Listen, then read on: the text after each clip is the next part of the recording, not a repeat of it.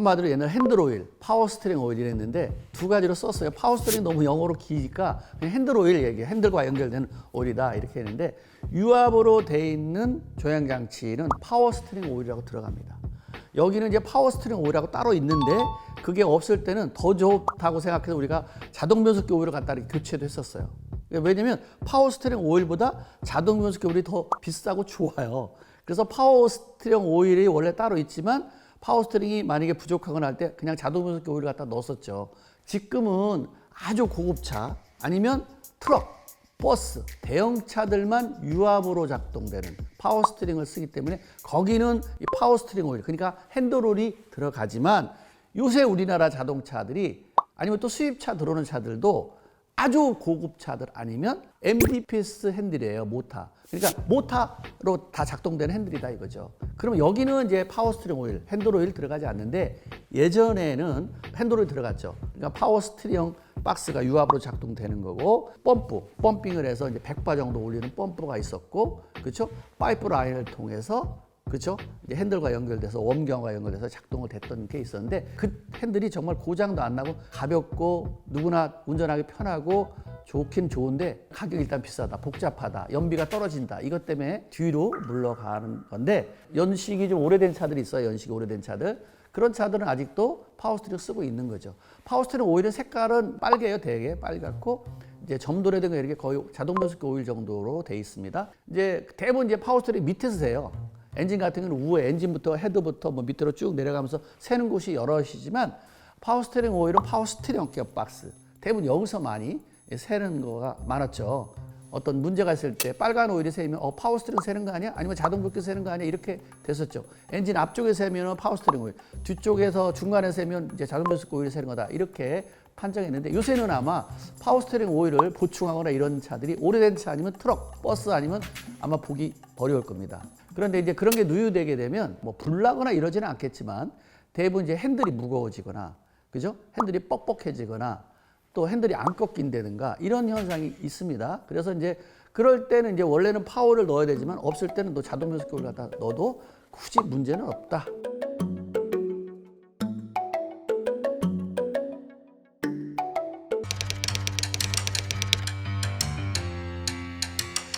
자동차가 제일 싫어하는 계절이 바로 여름과 겨울입니다. 근데 이제 올해는 또 엄청나게 덥다고 하니까 기존에 우리가 상식을 가지고 가면 안 돼요. 조금 한 번쯤 생각하고 가야 되고 점검해야 되고 수시로 볼 필요가 있는데 타이어부터 확인해야 돼요. 타이어는 자동차 부품 많은 것 중에 제일 안전과 직결된다. 운전자 실력과 상관없이 타이어가 파열이 되면 엄청나게 사고로 이어질 수 있잖아요. 지금 아마 고속도로를 다녀보면 타이어 파편을 많이 보게 될 겁니다. 이렇게 타이어가 파열되는 원인은 뭘까요? 일단 연도가 오래된 타이어, 재생된 타이어를 쓰는 타이어, 그렇죠? 그 다음에 공기압을 못 맞추는 타이어, 그 다음에 디스크 브레이크보다 드럼 브레이크 타입들은 아무래도 그 타이어 안에 열이 많이 있다 보니까 한마디로 파열이 많이 일어납니다.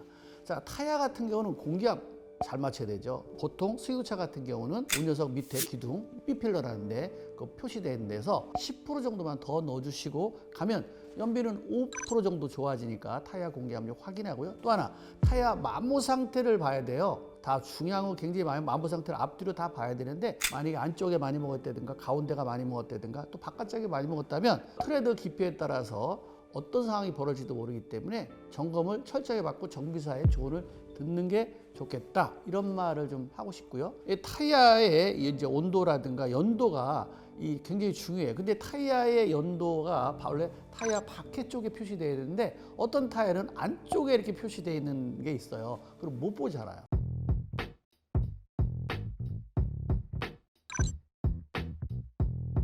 타이어는요 5년 이상이 되거나 5년 되면 굉장히 상태가 안 좋아져요. 파열될 확률이 높아요. 그래서 계기판에 있는 그 게이지에 타이어 공기압은 나오는 차도 있지만 안 나오는 차도 있지만 그걸 너무 믿으시면 안 돼요. 실제로 공기압을 한번 재보는 게 좋겠고 브레이크가 열받는다고 거기다가 생수를 뿌리다든가 물속에다 집어넣는 사람이 있어요. 반증. 그러면 브레이크 쪽에 치명적입니다. 특히 디스크라든가 이쪽 관련된 거 캘리퍼라든가 다 상태가 안 좋아질 수 있어요. 그래서 비가 올 때는 어쩔 수 없는 거지만 비가 오지 않는 그 상태에서 차를 물속에 집어넣는다든가 반좀 식힌다고 물을 뿌려서는 절대 안 된다. 자, 우리가 주차할 때도 한번 좀 생각하고 주차를 해야 된다는 얘기예요. 실내 안의 온도가 높아진다는 얘기는 그 안에 내부에 전자부품이 소손될 확률이 높아요. 멀쩡하게 내비게이션 작동하든가 블랙박스 작동했던 거 굉장히 상태가 안 좋아질 수가 있어요. 그래서 화면도 깔끔하게 나오는데 흐릿해지는 것도 있을 수 있어요. 그렇기 때문에 될 수 있으면 그늘에 차를 주차하는 게 굉장히 중요하다 이렇게 보는 거고요. 또 하나 음료수 같은 것도 굉장히 우리가 한번 눈여겨보고 실내 안에는 음료수를 놓지 않아야 돼요. 특히 탄산음료, 콜라라든가 사이다 이거는 그 안에 실내 온도가 높아지게 되면 햇빛을 받고 있으면 터져버립니다. 만약에 음료수 같은 게 있었는데 터졌거나 흘렸을 때가 있잖아요. 그러면 스위치라든가 주변에 위에만 닦게 되는데 스며들었을 경우는 부식돼 가지고 쇼트라든가 이래서 갑자기 화재도 날 수 있어요. 시트 같은 것도 마찬가지예요. 시트도 열선 시트가 있는데 거기에 만약에 음료수라든가 묻어서 거기서 합선될 확률이 있잖아요. 그렇기 때문에 정확히 다시 한번 점검하고 청소하는 게 굉장히 중요하다. 또 하나 휴가 떠나기 전에 우리가 부동액 당연히 확인해야죠. 만약에 부동액에서 녹물이 발생했다면 그 녹물을 빼고 그 원인을 깔끔하게 청소해서 새로운 걸로 하셔야지 뭐 휴가 갔다 온 다음에 해야지 라고 하면 절대 안 되고요. 온도 계기판이 항상 요 동그란 거기에 딱 중간이 정상입니다. 근데 만약에 우측으로 올라간다면 물이 부족하거나 서머스타트가 문제 있거나 아니면 냉각계통에 분명히 문제가 있는 거예요. 그래서 온도 게이지 정확히 보는 거고요. 또 오일 온도 게이지도 있잖아요. 오일 온도 게이지는 뭐 수입차들이 대부분 있는데 항상 100도를 넘어가면 안 됩니다. 100도를 넘어갔다는 얘기는 엔진이 또 하나 고장 날 확률이 있다가 되는 거예요. 그러니까 전체적으로 떠나기 전에 오일 종류는 모두, 냉각수는 모두, 그 타이어는 모두 한 번쯤 점검을 전체적으로 하고 가는 게 좋겠다 이 생각이 듭니다.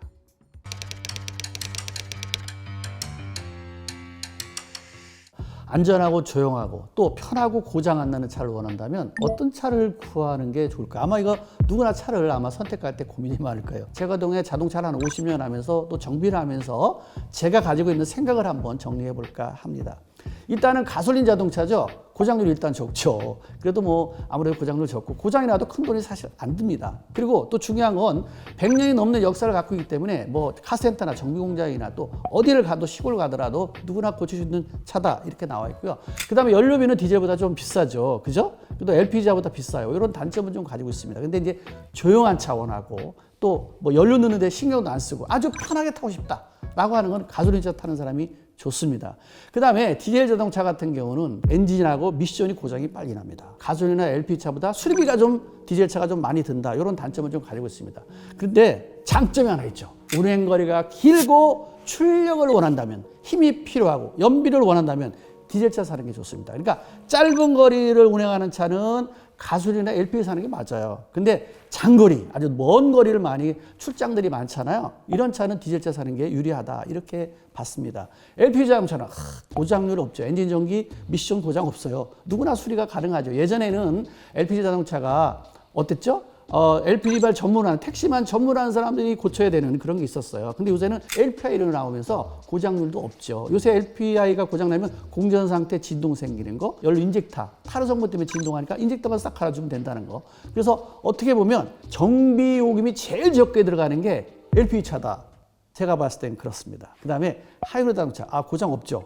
그 다음에 고장이 별로 안 나는데 고장 나면 돈이 좀 많이 들어갑니다. 벌써 립톤 배터리 값이 4,500만 원이고 공림하고 따지면 600만 원 정도까지 들어갈 수 있어요. 차종에 따라 다르지만 또 누구나 정비를 잘 못하는 경우가 없잖아 있어요. 대신 대기 환경에 좋고요. 대기 환경 그죠? 그다음 연비 좋으니까 그리고 충전 이런 거 인프라도 엔진하고 같이 하기 때문에 정말 조용하고 안전하게 타는 거는 추천한다. 단 고장 났을 때 좀 비용이 들어간다는 게 조금 아쉽긴 합니다. 그다음에 전기 자동차입니다. 전기 자동차는 고장 나면 일단 수리가 비싸고 시간이 많이 걸립니다. 한마디로 세컨드 차가 하나 꼭 필요한 거죠. 교환하게 되면 배터리 값만 2,100만 원인데요. 거기다 수리비 하면은 한 2,300-400 정도 들어가기 때문에 굉장히 좀 문제가 있다. 그러면 전기차가 배터리를 교환할 시점이면 그러면 전기차는 수명이 10년이라는 얘기가 이렇게 해도 역으로 되돌려 보면 이러다 보니까 중고차 시장에서 가격이 떨어지는 거예요. 또 전기자동차는 이게 보통 충전 7-8시간 충전하는 게 원래 배터리의 수명이 좁습니다.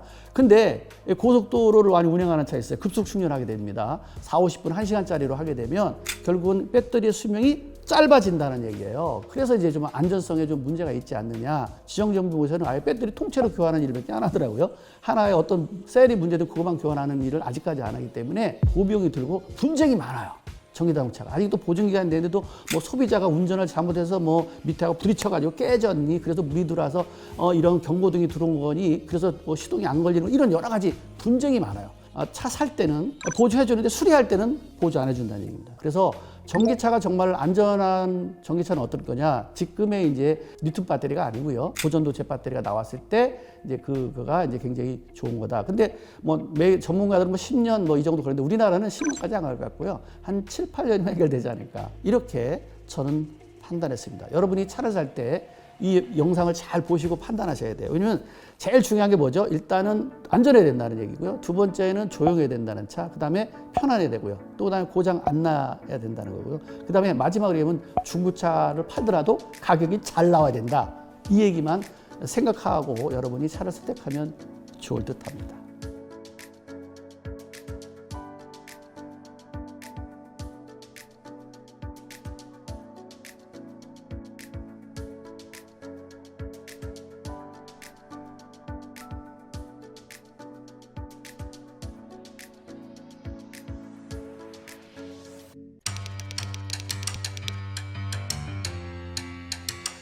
오토스탑을 이제 사용하게 되면 일단은 미션하고 엔진이 빨리 망가집니다. 왜 미션하고 엔진이 빨리 고장나냐면, 자 보세요. 엔진 빨리 돌아가죠? 미션 확 들어가면 미션이 하면서 충격을 딱 잡죠? 그러면 엔진 돌아가려고 하는데 엔진을 미션에서 잡는 현상이 생기잖아요? 못 돌아! 이렇게 되면 엔진이 충격 먹는 거고 조금씩 가랑비 어쨌든. 또 미션도 동력이 전달돼요. 그때 어떻게 돼요? RPM 올라가면서 유압이 형성되고 미션에 충격을 빵 가니까 툭툭 치는 느낄 겁니다. 이러면 미션하고 엔진이 빨리 망가진다는 겁니다. 그래서 오토스탑을 사용한 차를 그동안에 운전해 본 사람은 아마 느끼고 있을 겁니다. 대부분 기아 뒤놓고 가다가 브레이크 밟으면 시동이 꺼지는 거 아니에요. 악셀을 밟으면 시동이 부르릉 걸리면서 덜컥 하는 느낌을 가질 겁니다. 옛날에 새 차 때는 부드럽게 나갔는데 출발할 때마다 뭔가 툭툭 치는데 이 충격이 계속적으로 가다 보니까 자동 변속기의 유성기어 장치에 유격이 생깁니다.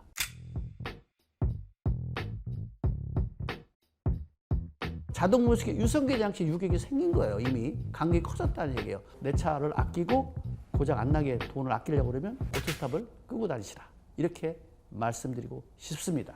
만약에 진짜 나는 배출가스 안 나오게 하면서도 오토스탑을 써야 돼 라고 하면, 그러려면 기아를 항상 시동 걸 때 기아를 빼겠구나라는 생각하고 뺐다가 시동이 걸린 다음에 기아 넣고 출발하셔야 되죠. 기아가 들어간 상태에서 브레이크 밟고 있다가 브레이크 뗄 때 시동 걸리면 내 엔진하고 미션이 좀 빨리 망가지겠다는 사실 잊지 마시고 오토스탑을 잘 활용하시기 바랍니다.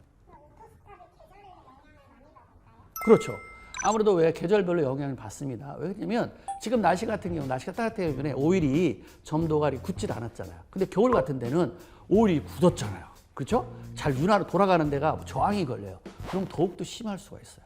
특히 이제 워밍업 되기 전까지 충격이 있다는 얘기예요. 미션한테는 아주 굉장히 치명적이다. 이렇게 볼 수 있습니다.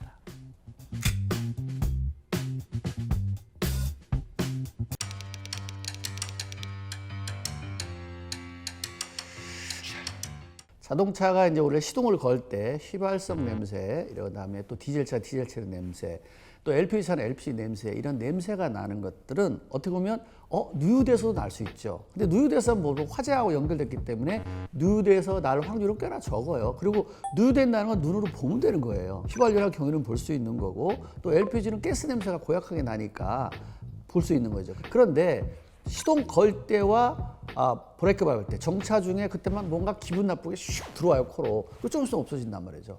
그러면 사람들이 이거 휘발유 새나 아니면 경유가 새나 LPG가 새나, 이렇게 사람들이 쉽게 생각하는데 천만의 말씀입니다. 그거는 뭐냐면 연소가 안 되는 거예요. 그러니까 어차피 연료를 집어넣잖아요. LPG든 디젤이든 가솔이든 연료를 쫙 분사를 했어요. 근데 분사할 때 무화 상태로 해야 돼요. 안개 모양으로 쫙 해서 어떤 불꽃이 세지 않더라도 그래도 어느 정도 태울 수 있는 조건이 맞아야 돼요. 거기다가 이제 강한 불꽃, 압축 이렇게 해서 불이 태워지면 거의 완전 연소되니까 이게 냄새가 안 나는 거죠. 이 냄새가 난다는 그 연료가 덩어리째 막 소나기처럼 온다든가 막 이렇게 해가지고 완전 연소를 못 한 거예요. 그렇다면 이게 뭐가 문제냐? 가솔린이나 디젤이나 LPG나 센서 쪽에서 제작동을 못해서 컴퓨터에 신호를 제대로 못 줬기 때문에 연료를 잘못 분사할 수도 있어요. 시간이 잘못 맞아서. 그렇고 하나. 그 다음에 인젝터가 오래 쓰다 보니까 안개 모양, 무화 상태를 못 만들어요. 또 아니면 각도가 틀려요. 한마디로 25도 각도로 쫙 뿌려야 되는데 한쪽으로 몰린다는 거죠. 그 다음에 요새는 인젝터라든 구멍이 뭐 옛날에 한 개, 두 개인데 지금은 5, 6개, 10개 막 이래요. 구멍이 많단 말이죠. 그러면 각 기통별로 똑같은 양이 나왔는데 어느는 많이 나오고 어느는 적게 나오면 안 되는 거죠. 그 다음에 뭐 압축이 달라질 수도 있는데 사실 압축이 달라져서 뭐 불안정할 때 확률이 적어요. 사실 대부분의 밸브 오토렛이 오일을 제때 안 갈아줘서 유압 밸브가 문제 있거나 또 아니면 인젝터가 불량일 확률이 굉장히 높죠. 그 다음에 이제 가솔린 자동차라든가 아니면 LPG 자동차는 점화 코일이라든가 플러그 상태가 안 좋아서 그럴 수 있는데 요새 이제 플러그 같은 것도 거의 100금 플러그 쓰고 10만 킬로이기 때문에 플러그 고장일 확률이 굉장히 적고요. 또 코일도 옛날에는 코일 하나 가지고 나눠 썼는데 요새 DRL 방식 써요. 이제 한 시린다마다 점화 코일이 다 있잖아요. 그래서 코일 불량도 사실은 확률이 적어요. 그렇게 휘발유 냄새가 나거나 LPG 냄새가 나거나 이런 거는 배출가스를 재보면요. 분명히 CO량이 기준치하고 다르게 나올 겁니다. 그래서 그런 냄새가 난다는 얘기는 결국은 뭐 연비도 안 좋을 수도 있고요. 출력은 안 나오고요. 배출가스가 규정치하고 벗어날 수 있기 때문에 정비업소에 가서 정밀한 점검을 받아보시면 될 거라고 생각합니다.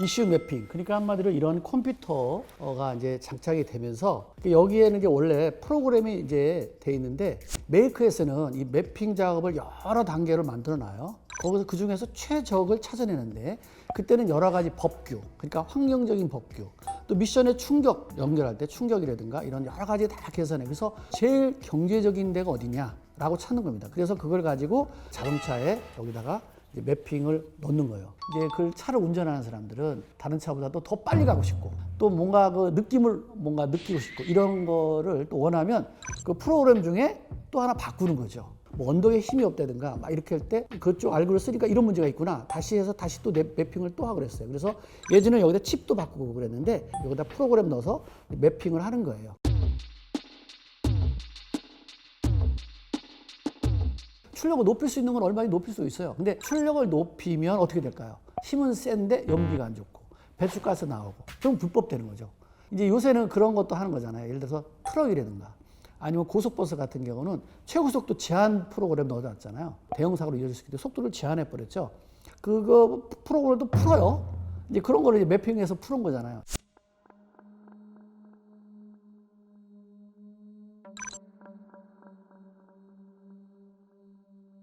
사실은 메이커에서 다 이런 것 저런 거 생각해서 최적의 선택을 한 건데 그걸 우리가 일반 사람들이 어떤 걸 얻고자 매핑을 한다라고 하면 일단 엔진 수명 짧아지는 거고요. 미션 수명 짧아지는 거고요. 그 다음에 이제 다른 이제 기계 장치라든가 이런 부분도 다 그로 인해서 뭐 문제가 생기는 거죠. 만약에 매핑한 것이 발간이 돼서 메이커에서 그로 매핑 작업을 해서 엔진이 망가졌다든가 미션이 망가지면 그건 AS 안 되는 거죠. 차의 수명에 아니면 안전에 치명타를 줄 수 있다. 이렇게 보니까 절대 하지 않는 게 좋습니다. 메이커는 약간 제한하는 게 있죠. 배출가스도 맞춰야 되죠. 법규적으로. 연비도 맞춰야 되죠. 또 출력도 맞춰야 돼요. 이 세 가지를 다 맞추는 것 중에 최적의 매핑이 뭐냐? 지금 이제 메이커에서 쓰고 있는 그 알고리즘이다. 근데 우리가 그걸 임의로 바꾼다? 그렇게 되면 차의 수명 문제가 있다. 이렇게 볼 수 있습니다.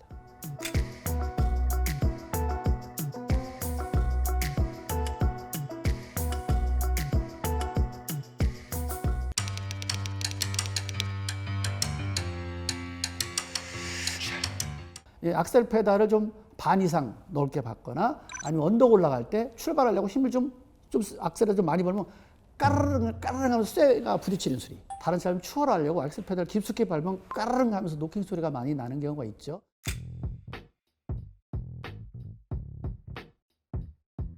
요즘 차들 중에서 웬만한 차는 노킹 소리가 안 나요. 근데 이제 디젤 차 진짜 좀 나기도 하고요. 또 GDI 엔진 같은 경우는 아무래도 좀 압축비가 높다 보니까 노킹 소리가 좀 나죠. 이 노킹이 나면 신다가 벽에 부딪히니까 흠집이 생길 수 있는 거고, 피스톤이 또 벽에 부딪히니까 깨질 수도 있고, 당연히 피스톤 링도 깨질 수가 있는 거죠. 이 노킹이 나는 건 점화시기가 빠른 거, 그 다음에 이제 그 연료, 옥탄가가 맞지 않아서 노킹 나는 거 두 가지죠. 근데 이제 요새 점화시기는 컴퓨터에서 알아서 해주기 때문에 이제 그 노킹이 좀 잘 안 나는 거죠. 근데 노킹 센서가 고장났다든가 아니면 또 점화시기가 제대로 만약에 제어가 안 되든가 이러면 노킹 소리가 납니다. 그 다음에 또 노킹이 나는 거는 점화 코일이 불량해도 노킹 소리가 납니다. 또 하나 인젝터가 원래 4개의 인젝터가 분사량을 양이라든가 불균이랑 똑같이 맞아야 되는데 어느 한 실린다가 한마디로 연료를 제대로 분사를 못해요. 그래서 노킹 나요. 그러니까 점화 코일이 이상이 있거나 플러가 문제가 있거나 또 인젝터가 연료량이 안 맞거나 노킹 센서가 문제 있거나 또 아니면 이슈가 고장 났거나 이렇게 되면 이제 노킹 소리가 난다.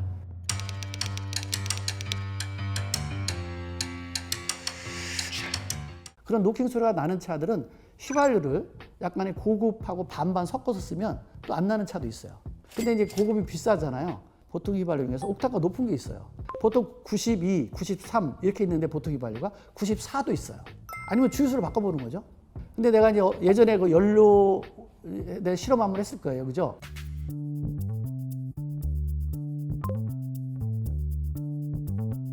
아마 여러분들이 봤을 때 보통 휘발유 중에서 색깔로 보게 되면 색깔이 진하게 노란 색깔이 진한 게 있을 거예요. 그 차가 옥탄가가 높아요. 그래서 노킹 소리 나면 그런 휘발유로 한번 바꿔보는 것도 좋고요.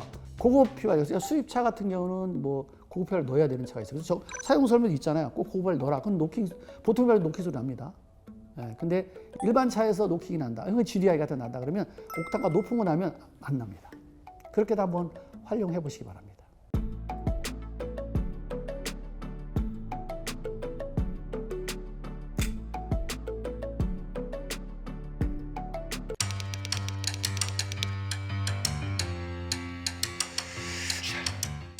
요즘 차들 같은 경우에 이제 엔진의 진동을 잡아주잖아요. 그 잡아주는 게 댐퍼라는 게 있어요. 엔진의 회전 시에 또 다른 거 물체와 연결됐을 때 부하받았을 때 진동이 생길 수 있는 걸 잡아주는 것을 우리는 진동 댐퍼다 합니다. 근데 시간이 지나면 이 진동 댐퍼가 조금씩 유격이 생기죠. 그러다 보면 앞에 거를 진동을 못 잡아주니까 공전 상태에서 달달달달달달 떨대든가 가속할 때 차가 우우 막 우운대든가 이렇게 떨리는 경우가 있어요. 육안으로 이렇게 봐도 알아요. 진동 댐퍼의 움직임 있는 걸. 요새 차들은 그래도 많이 좋아졌어요. 진동 댐퍼 그렇게 재질이나 이런 것들이 많이 좋았는데 에어컨을 많이 킨다든가 또 발전을 많이 해서 전기를 많이 쓰는 차들이 좀 많이 망가지는 거고요. 진동 댐퍼들은 세월이 지나가면 특히 고무라는 것은 5년이 넘어가면 산화가 돼요. 거기 여러 가지 화학적으로 그거의 기능을 맞췄던 거기 때문에 공기와 만나면 산화가 되면서 또 비틀림 작동되면서 약간의 유격이 생기면서 나타나는 현상입니다. 그래서 요즘 이거 가솔린 엔진에 특히 진동 댐퍼가 많이 망가서 엔진 떨림이라든가 가속할 때 흔들림이라든가 이런 것들이 좀 있어요. 그런 것들을 이제 한번 점검을 해보겠죠. 그다음에 에어컨 틀 때 막 떤다든가 또 전기를 많이 틀 때 떤다든가 이런 것들이 다 보면 진동 댐퍼에 문제가 있다 이렇게 볼 수 있죠.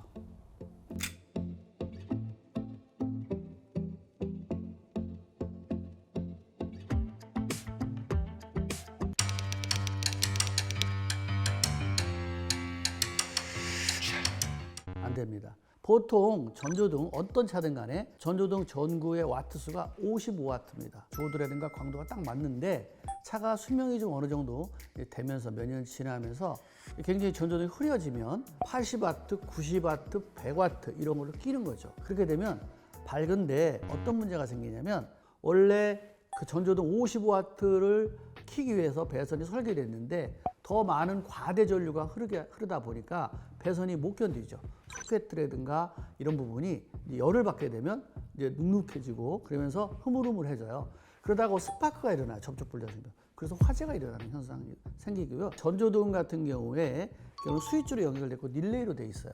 그 전기장치 스위치까지 다 릴레이까지 트러블 생겨요. 절대 해서는 안 되는 거죠. 또 하나는 뭐냐면요. 우리가 80와트, 100와트를 껴가지고 사고가 났다. 그리고 화재가 났다.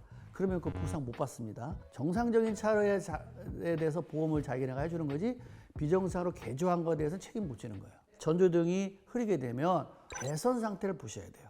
배선들이 조금 이렇게 시간이 지나면서 거기에 부식도 생기게 되고 접촉 불량도 생겨요. 플러스는 구리철사로 연결돼서 구리선으로 연결해서 모든 전기장치에 흘러가지만 마이너스는 다 차체를 통해서 와요. 그러면 시간이 지나면서 저항이 생기게 되고 녹이 슬어요.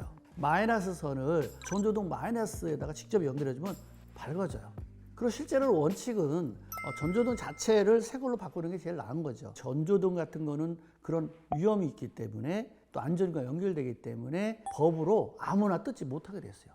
허가난 정비사만 뜯을 수 있는 거예요. 근데 일반 카센터에서도 원래 전조등을 뭐 뜯고 분해하고 안 돼요.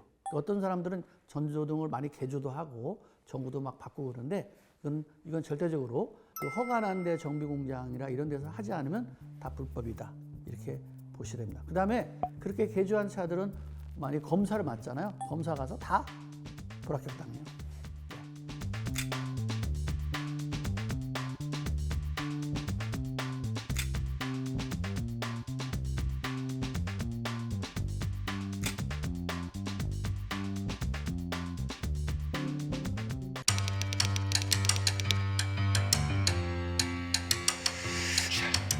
사실은 휠은 언제 갈아야 된다라는 원칙은 없습니다. 근데 대부분의 이제 차를 좀 바짝 주차하다 보니까 인도브록이라든가 아니면 어떤 턱 같은데 가깝게 돼서 휠에 이제 흠집이 많이 생기잖아요. 보기 싫죠. 근데 이제 그렇게 될 수밖에 없는 조건들이 있기 때문에 타이어를 보호하기 위해서 휠을 보면 타이어 끼어서 빠져나가지 않도록 약간 날개 모양이 이렇게 더 넓게 이렇게 돼 있잖아요. 그런 데서 흠집 생기는 거는 쪼개지지 않을 정도만 되면 이상이 없는 거라고 보는 거예요. 근데 보기 싫으니까 사람이 교환하는 거죠, 사실은. 근데 우리가 타이어 휠을 교환할 시점이 어디냐, 언제 교환하는 거냐라고 하는 거는 변형이 됐을 때인데, 특히 변형이 됐다는 건 우리가 잘 모르잖아요. 타이어는 펑크가 나지 않았는데 자꾸 공기가 새는 거예요. 공기가 빠지는 거예요. 그래서 타이어를 어떤 분은 새 걸도 교환했는데도 또 조금 있으면 새요. 뭐 일주일에 한 번씩 공기를 넣는다 이럴 때는 휠에 변형이 생긴 거예요. 휠이 똑같이 360도가 돼야 되는데 이게 오늘 약간 타원형이 진 거죠. 타원형이 지면 차의 기울기에 따라서 공기압에 따라서 약간의 글로 이제 공기가 빠지면서 휠을 교환할 수밖에 없는 조건이 생겨요. 그래서 뭐 언제 바꿔야 되나 이건 없어요, 사실은. 다른 것처럼 뭐는 몇 킬로, 뭐는 몇 킬로는 뭘 교환하시오, 뭐 조정하시오 있지만 휠은 망가지지 않으면 폐차할 때까지 그냥 쓰는 거예요. 그래서 우리가 휠에 대해서는, 안전에 대해서는 우리가 좀 잘 알아둘 필요가 있는 게 뭐냐면, 고급차들 보면 휠이 멋있지는 않죠. 마이바흐라든가 이런 건 휠을 보면 아니 뭐 우리 국산차보다도 디자인이 아니네 이런 휠도 있죠, 그죠? 그냥 안전성 때문에 그래요.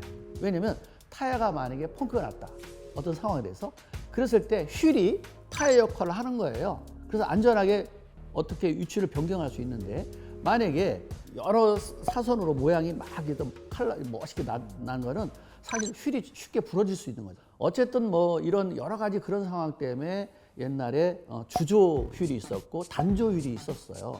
주조 휠은 그냥 알루미늄 거 부어서 만든 거고요. 단조 휠은 그래도 압력을 가하거나 두들겨 가지고 만든 거예요. 그래서 단조 휠이 워낙 비쌌죠. 그래서 스포츠카라든가 고급차들은 다 단조 휠을 씁니다. 그럼 아니면 주조 휠을 하더라도 다이캐스팅 공법을 사용을 해서 주조 휠처럼 또 단단하게 쓰기도 있어요. 그래서 대부분의 뭐 주조다 이렇게 보시면 되고, 주조도 어떤 방식으로 했느냐에 따라 달라요. 또 하나 고급차들 같은 경우에 이제 휠에 대한 게 우리가 보는 거하고 또 다른 게 뭐냐면, 세월호 사건서 있었잖아요. 이제 제가 거기에 자동차가 엄청나게 거기서 많이 있었잖아요. 그래서 그 내용을 분석하는 팀에 제가 초청받아서 거기 갔었어요. 그래서 가서 이제 바닷속에 오래 있던 거를 이제 자동차 꺼냈잖아요. 근데 진짜 우리 명품이라는 거, 진짜 단조하거나 이렇게 됐던 것들은요, 물속에 있어도 지금 부식이 하나도 안 됐더라고요. 거의 그 상태를 유지하고 있었는데, 어떤 회사 차들은 사고가 아주 휠을 뜯어본 것처럼 이렇게 막 부식돼가지고 파먹은 거 있어요. 근데 그때 깜짝 놀랐어요. 주조도 이게 어떤 방법에 따라서 이렇게 다르구나 라는 식을 제가 봤죠. 이게 그렇게 대단한 거다라는 걸 알았어요. 그래서 휠은 우리가 언제 교환해야 된다 이런 건 없습니다. 부식되거나 깨지거나 변형이 되거나 이럴 때만 교환한다 이렇게 보시고, 공기압 안 세고 잘 굴러다니면 뭐 그냥 폐차할 때까지 계속 쓰는 거다 이렇게 보시면 됩니다.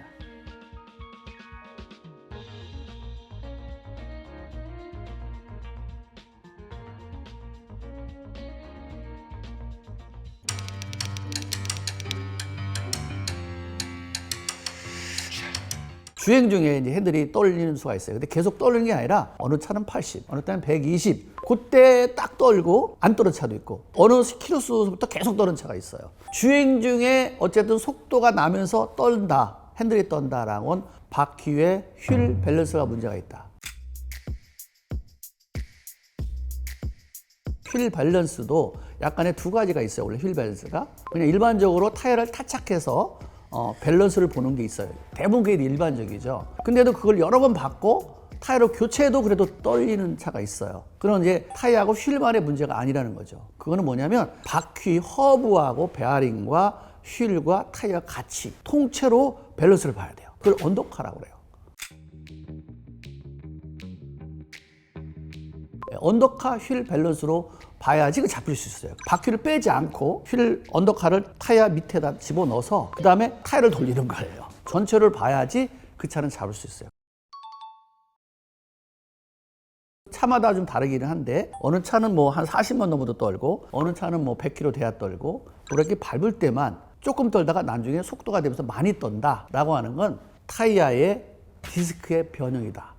패드가 브레이크 라인을 잡으려고 이렇게 세우잖아요. 디스크 판, 원판. 라인이 이렇게 붙일 때 이 판 자체가 쉰 거예요. 런아웃 생긴 거죠. 요새 사람들이 전축 안 털어봤겠지. 디스크 판 딱 올렸을 때 음악이 이제 가는 세월 뭐 이렇게 한 박자 늦게 돌아가는 게 있었어요. 그게 이제 보면 전축판이 휘어서 그런 거거든요. 이제 온도가 이제 변화됐을 때 이제 그런 전축판이 휘어서 나는 소리인데 똑같아요.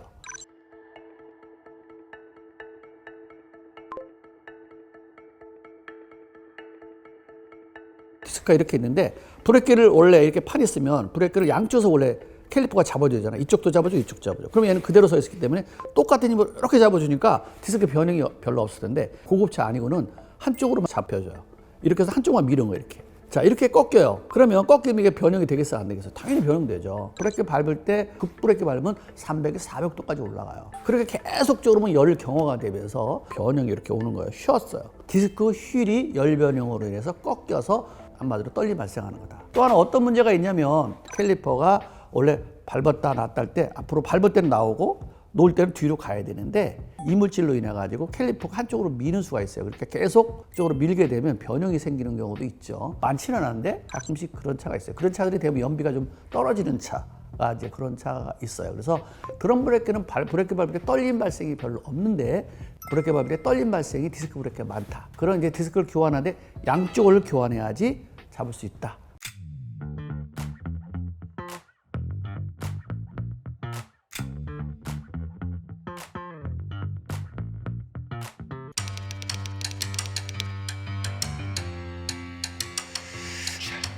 이 디젤차가 겨울에 제일 취약하죠. 영하 15도에서 20도. 15도만 되면 굉장히 주의해야 돼. 15도만 넘었다. 왜? 연료에 문제가 생겨요. 그리고 이제 정상적인 경유가 있어도 그런데 만약에 이 경유 속에 물이 들어갔다, 수분이 좀 있다. 이러면 이제 아주 치명타예요, 치명타. 이거를 제가 수분 있는 차, 우리 열을 뺐거든요, 있는 거. 빼가지고 제가 이 경유를 얼려봤어요. 아니, 냉장고에 넣어봤어요. 내가 한번 보여줄게요. 어떻게 되는지. 자, 내가 이 경유가 지금 봐요. 뿌예. 경유가 막지 않고. 그리고 봐요. 이게 뭐야? 이게 뭔가 점도가 있어, 이렇게. 봤어요? 그 다음에 내가 부어볼게요. 따라볼게요. 경유가 이래. 그리고 다 봐요. 이거 봐, 이거. 봤어요? 하얀 게 나오죠, 이거. 이게 이제 수분인데 이게 얼었어. 경유도 어는데 수분까지 더 있으면 그 아주 얼어서 순환이 안 돼. 시동 꺼지는 거예요. 그래서 원래 겨울 되기 전에 지금쯤 날씨쯤에 연료 탱크에 물을 빼주는 게 굉장히 중요하죠. 근데 요새 대형차들은 물 배출해주고 있는데 요새 RV차라든가 수용차는 연료 탱크에 물 배출해주는 게 없어요. 대신에 장치가 있잖아요. 요게 연료탄인데 연료가 수분이 있으면 얼어버릴 수가 있기 때문에 두 가지를 여기다 다 장착해놨어요. 요게 수분 센서. 수분이 만약에 연료 라인에 여기 수분이 차 있으면 운전할 때 경고등 떠요. 수분이 있어요. 수분 빼주세요. 아니면 이 엔진 얼 수 있어요. 이렇게 경고등 떠져요. 근데 이게 계속 떠 있다. 그러면 여기만 있는 게 아니죠. 연료 탱크에도 수분이 있다는 얘기예요. 그러면 연료 탱크에 수분을 안 빼주면 이 차는 겨울 내내 날씨만 추우면 시동 안 걸리고 날씨만 추우면 시동 꺼지는 현상이 생길 겁니다. 또 하나 어떤 문제가 있냐면 수분이 안 차 있다 하더라도 이 경유는 한 15도, 20도가 되면 약간의 딱딱해져 굳어져갖고 이건 안 돼요. 시동 잘 안 걸리고 꺼지기도 해요. 그거를 방지하기 위해서 여기다 가열 장치를 달았어요. 요거 가서 온도를 보고 춥네? 그럼 여기다 가열 장치에 가열시켜요. 네, 가열시켜서 따뜻하게 경유를 데펴주는 역할을 합니다. 전기장판 여기 들어있는 거 똑같아요. 자, 근데 얘가 작동 안 될 때도 있어요. 그리고 날씨가 추운데 밖에 일기에 세워놓으면 여기 있는 히팅해가지고는 이 경유를 얼지 않게 해주지 못해요. 이 힐터가 그래도 엔진 룸에 있는 차들은 그래도 좀 난데 1톤 차라든가 이런 건 룸이 없고 밖에 일기에 있어요. 그럼 여기 경유가 더 차가워지죠. 그렇게 되면 더 얼어서 시동 꺼지거나 안 걸릴 수가 있다는 얘기죠. 그래서 정상적인 차 하더라도 3만 킬로마다 교환, 그 다음에 센서가 들어오게 되면 이 센서만 갈 것이 아니고 휠터만 갈 것이 아니라 연료 탱크에 수분이 있다는 사실을 잊지 마시고 거기 한번 확인하셔야 됩니다. 아니면 겨울에 애를 먹어요. 그 다음에 여기 히팅, 이거 너무 믿지 마세요. 날씨 추우면 얘도 무용지물 거의. 그리고 이런 경유차 같은 경우는 될 수 있으면 여기에 대지 말고 지하수상.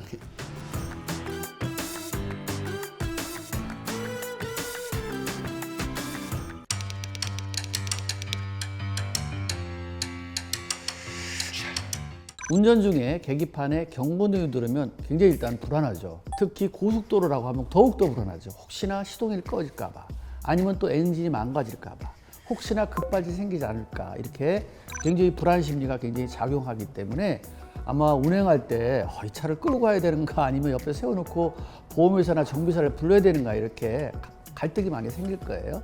근데 일단 색깔에 대한 구분을 먼저 해줄 필요가 있을 것 같아요. 이 빨간 경고등은 어쨌든 안전과 직결되는 거기 때문에 절대 운행을 해서면 안 되는 거고요. 노란 경고도 역시 또한 빨리 정비사를 만나서 어떤 조치를 받는 게 좋아요. 녹색 경고등 같은 경우는 뭔가 작동됐을 때 어떤 스위치를 어떤 특별한 기능을 작동할 때 녹색 경고등이 들어오거나 청색 경고등이 들어오죠. 이건 정상이라고 봐요. 그래서 자동차가 운행할 때 나타나는 빨간 경고등이나 노란 경고등은 어쨌든 차에 이상이 있다, 이렇게 보는 건데요.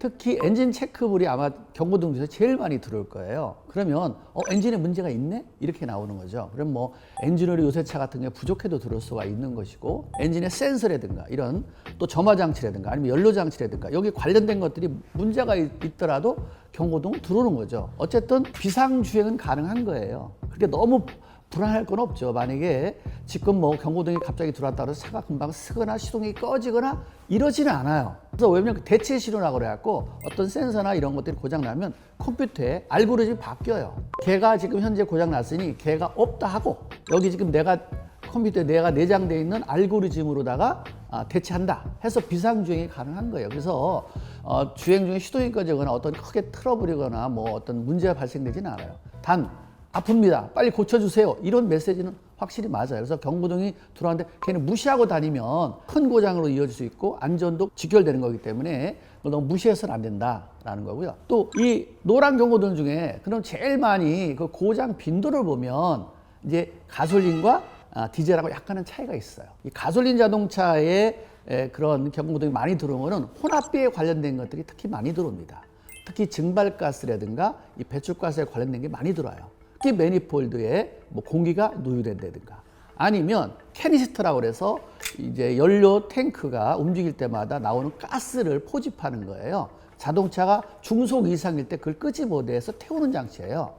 근데 이제 그게 깨지기도 하고 이러다 보니까 휘발유 냄새도 날 때가 있고, 또 냄새가 안 난다 하더라도 통에서 살살 새기 때문에 혼합비 관계에 문제가 있다고 경고등 뜨는 거예요. 또 하나, 연료 뚜껑, 연료 캡, 만약에 이제 그 밸브가 좋지 않다든가 하면 거기 이제 순환이 잘 안 되기 때문에 이제 공기가 찬데가 진공이 형성이 되게 되면 이제 또 들어오는 거죠. 결국은 다 연료 혼합비하고 관계된 거잖아요. 그래서 이제 가솔린 같은 경우 대부분의 연료 혼합비, 캐니스터, 또 호수 터진 거, 또 연료 캡, 이 문제가 대부분 많아요. 이제 디젤 차 같은 경우는 대부분 뭐 흡연각 센서라든가 이런 것들에서 엔진을 체크를 들어오지만 EGR 밸브, 특히 배출가스 저감 장치에서 질소산업을 제거하는 장치에 공기량 센서라든가 뭐 EGR 밸브 쪽에 이런 쪽에 문제가 있으면 또 노란 경고등이 들어오죠. 그래서 같은 현상이라지만 경고등이 들어오지만 가솔린과 디젤은 다르다, 이렇게 나오는 거고요. 특히 LPG 차 같은 경우도 이제 이렇게 경고등이 들어올 때 있거든요. 대부분 거는 인젝터가 불량이라든가 또 산소 센서가 불량이라든가 그건 이제 그런 쪽이 대체적으로 많다, 이렇게 봐야 돼요. 가끔 이제 그런 경고등이 들어왔는데 계속 들어오면 문제가 계속 있다는 건데 어느 땐 들어왔다가 또 어느 땐 꺼졌다가 이런 것도 있어요. 그래서 이걸 내가 정비업소에 가야 되는 거야? 아니면 그냥 타도 되는 거야? 또 불안 심리가 있는 거죠. 혹시나 내가 먼 거리 지금 장거리 가려고 그러는데 이게 또 들으면 어떡하나 이런 거가 있는 거잖아요. 한 번은 두르고 그다음부터는 이상이 없다라고 하면 정상적이지 작동을 하지 않다가 정상 작동하니까 안 들어오는 거예요. 지금 안 들어온다면 굳이 빨리 뭐 서비스 센터 복잡한 데 갈 건 없고 엔진을 교환할 때 가서 한번 진단을 받아보시면 더 정확한 걸 알 수 있을 거라고 봅니다. 컴퓨터라는 게 뭐 바로바로 고장난 걸 바로바로 기억하는 것이 아니라 이제 메이커에 따라 달라요. 그리고 알고리즘이 다른데 몇 초 동안 그 고장이 있어줘야지 고장이다. 이렇게 하는 알고리즘에 따라 다르다. 이렇게 볼 수 있습니다. 그래서 진짜 고장인가 아닌가는요. 고장코드가 들어온 걸 다 100% 믿을 건 아니고요. 고장코드가 들어오면 다시 스캐너를 지우는 거예요. 고장코드를 지워보는 거죠. 그래서 다시 운행했을 때 안 들어오면 정상인 거고 또 들어오면 그건 불량 맞죠.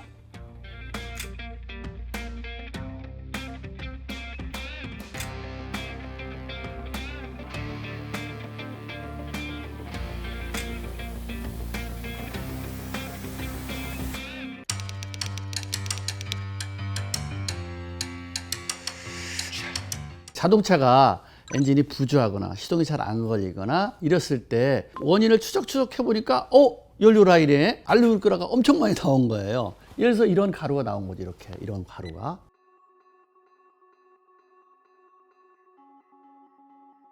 이런 가루가 계속 나와요. 자, 이렇게 알루미늄 가루가 나오는 이유가 딱 어디냐? 고압 펌프 때문에 그래요.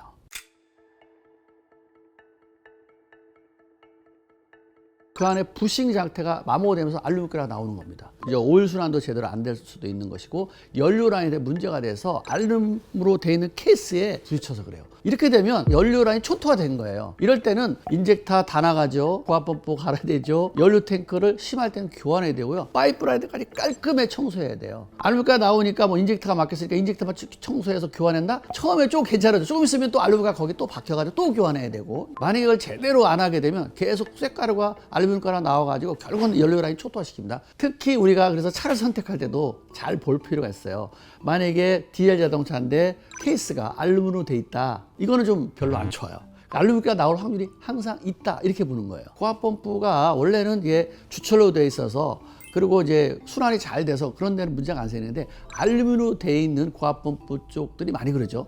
특히 수입차. 내가 이러면 딱 찍으면 이렇게 좀 뭐 혹시나 모르는데 물자 하나 들어간 차도 있고 그런 차 있잖아요. 그런 차들이 대부분의 이 알루미늄 케이스로 되어 있는 게 그런 쪽에 많다 이렇게도 봐요. 그래서 심하지 않을 때 엔진이 부조, 엔진 떨림이 발생하고 또 심할 때 시동이 꺼지고 잘 안 걸리고 이런 원인들이 다 고압 펌프 쪽에서 많이 나오는 겁니다. 우리가 내 차가 연료 라인에 인젝터 초토화, 연료 탱크 초토화, 휠타 초토화 이런 펌프가 초토화 시키지 않으려면 고압 펌프 자체가 알루미늄으로 되어 있는 건 좀 피하는 게 좋다. 이렇게 보실 수 있습니다. 그러면 자기 차 한번 열어보세요. 지금 내 차가 고압 펌프가 알루미늄으로 되어 있다. 그러면 휠타 자주 교환하시고요. 휠타 빼가지고 알루미늄 나왔나 안 나왔나 꼭 보셔야 돼요. 그래서 미리 발견하게 되면 고압 펌프 교환하시고 인젝터라도 살릴 수 있고 연료 탱크도 살 수 있는데 만약에 이거를 좀 지나치면 전부 다 교환하기 때문에 차에 따라서 비용이 장난 아닙니다. 기본적으로 승용차들도 5, 600, 수입차 같은 건 돈 한 1200에서 1500까지 들어가고요. 뭐 대형차 같은 건 난리 나는 거죠.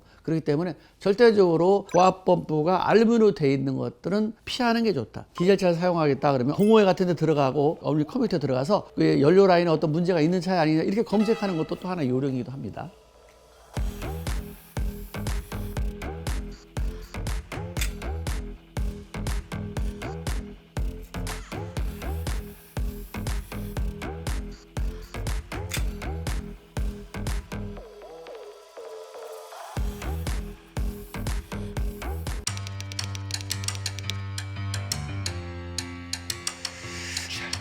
정속 주행하거나 아침에 시동 걸었을 때 RPM 오르락내리락 하면 엔진에 부전선이 생겼다는 얘기죠.